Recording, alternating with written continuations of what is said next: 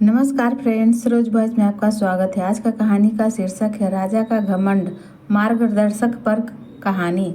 यह कहानी प्राचीन काल की है। एक बार एक राजा जिसको अपने दान देने पर बहुत घमंड था और वह खुद को सबसे बड़ा दानी मानता था। राजा जितना दान देता उतना ही उसका प्रचार करता और वह जब भी किसी से मिलता या उसके राज्य में कोई अतिथि आता तो उसको अपने दान की बहुत बड़ी बड़ी कहानियाँ सुनाया करता और खुद ही यह भी घोषित कर दिया करता कि इस पृथ्वी लोक पर वही है जो सबसे बड़ा दानी है। एक बार उनके राज्य में एक महान संत आए और कुछ दिन पूरे राज्य का भ्रमण करने के बाद वह राजा से मिलने पहुंच गए। राजा ने उनको ढेर सारा दान देने की कोशिश की, पर उन्होंने यह कहकर मना कर दिया कि वह दान में केवल अन्न ग्रहण करते हैं, वह भी एक दिन का। राजा को यह बात सुनकर बड़ा आश्चर्य हुआ कि इस संसार में ऐसा भी लोग हैं जिनको मोह माया से किसी प्रकार का लोभ नहीं है और वह केवल अपनी ही धुन में रहा करते हैं। राजा ने उन संत को अपने महल पर भोजन के लिए बुलाया और अपने दान की बातें फिर करने लगे। राजा की बातें सुनकर संत राजा की मनोदशा को अच्छे से भाप गए। भोजन के बाद राजा ने संत से पूछा, क्या आपने कभी मुझसे बड़ा दानी देखा है? संत ने मुस्कुराते हुए कहा, मैंने अनेक ऐसे लोग देखे हैं जो तुमसे बड़े दानी हैं। यह बात सुनकर राजा चौंक गया और संत से बोला, अगर ऐसा है तो चलो मुझे भी दिखाओ। मैं भी अपने से बड़े दानी को देखना चाहता हूँ और यह भी देखना चाहता हूँ कि उनसे दान में क्या क्या दिया। संत राजा को अपने साथ गांव की ओर ले गए। गांव में एक किसान अपनी फसल को खेत से ले जा रहा था। संत ने उस किसान से कहा कि मुझे अपने शिष्य के भोजन के लिए आपकी फसल का आधा हिस्सा चाहिए। क्या आप मुझे यह दान में दे सकते हो? किसान ने मुस्कुराते हुए संत से कहा, आप जितना चाहो उतना ले जाइए। राजा ने अकड़ कर कहा, लगता है इस बार फसल बहुत अच्छी हुई है।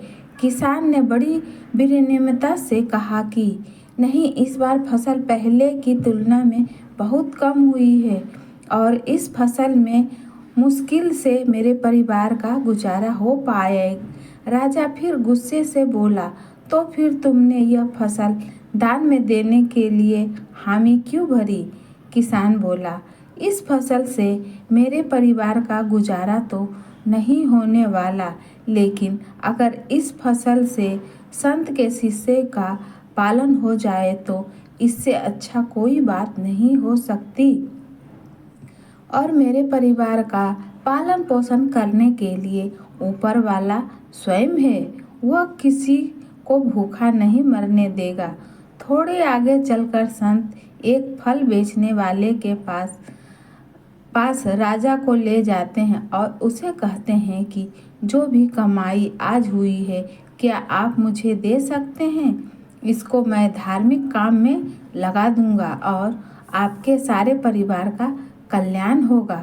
फल वाला मुस्कुराते हुए बात मान जाता है और कहता है, अगर आपको कुछ और पैसे की ज़रूरत है तो मैं घर जाकर ले आता हूँ, मेरा घर पास में ही है। राजा उस फल वाले से कहता है, तुमको बहुत मुनाफा हो रहा है, तभी तो तुम इतना मोटा पैसा दान में दे रहे हो। वह फल वाला विनम्रता से कहता है, नहीं श्रीमान, ऐसा कुछ भी नहीं है। मैं तो बहुत घाटे में चल रहा हूँ, पर मुझे लगा इन संत को पैसे की बहुत आवश्यकता है, इसलिए मैंने इनको दान दे रहा हूँ। संत राजा को लेकर दूसरे गांव की ओर बढ़ते हैं। तभी उनको रास्ते में एक वृद्ध भिखारी मिलता है जिसके पास खाने के लिए केवल एक रोटी होती है। संत उस भिखारी से कहते हैं कि मुझे भूख लगी है, कुछ खाने को दो। वह भिखारी अपनी आधी रोटी तोड़कर संत को दे देता है और कहता है, मेरे पास बस इतना ही है। संत कहते हैं, पर मेरा इतने में काम नहीं चलेगा।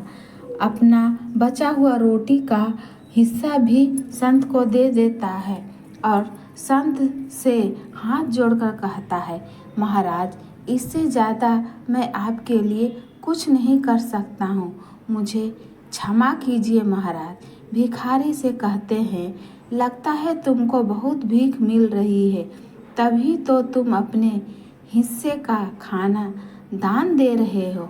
वह भिखारी राजा से कहता है, मुझे आज 2 दिन में यह रोटी मिली है, मैं 2 दिन से भूखा हूँ, पर मुझे लगता है आप लोग को मुझसे ज़्यादा भूख लगी है, इसलिए मैंने आपको अपनी रोटी दे दी। मुझे तो भूखे रहने की आदत है, पर शायद आप लोगों को आदत ना हो। संत राजा से कहते हैं, देखो तुमसे बड़े कितने दानी हैं।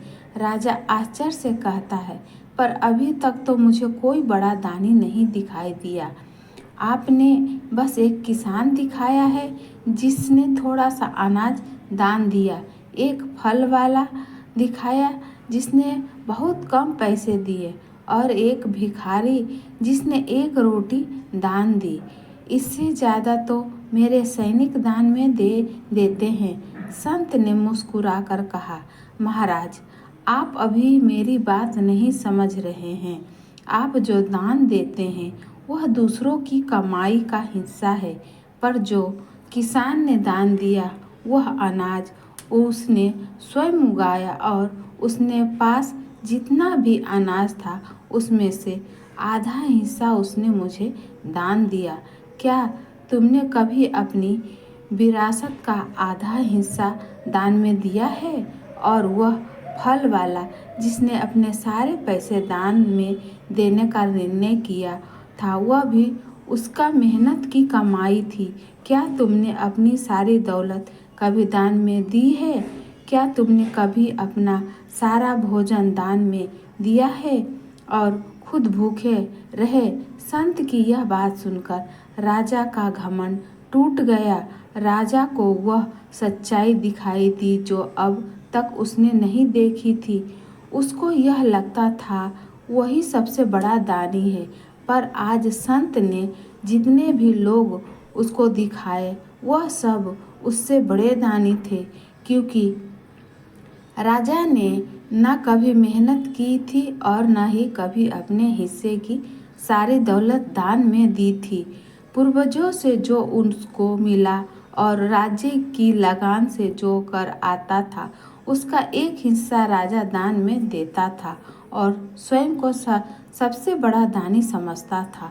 हमें कभी भी किसी बात पर घमंड नहीं करना चाहिए।